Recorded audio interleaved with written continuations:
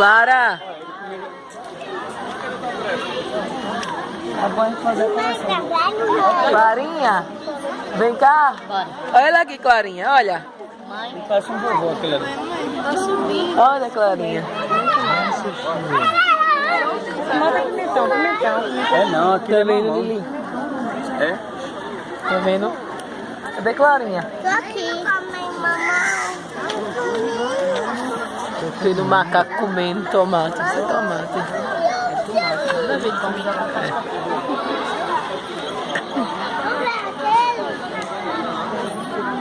E tem muito ele pulando. Mas é engraçado, né? Aí, comendo e andando, aí, pulando. Pra mim foi o melhor que teve até agora. Foi o macaco e a cobra que se mexeu, né? Os outros bichos tudo parados. Vai. Olha, pega ali, vai. Vai assim, vai. E ele se segurou com a cauda. É.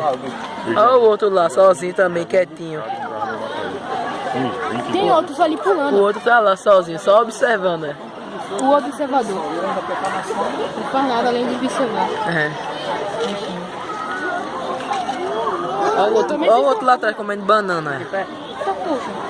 Comendo banana aquele lá de trás. Esse daqui, mas sério, esse daqui de perto tá dando mais. É. Esse de perto daqui é amostrado. É.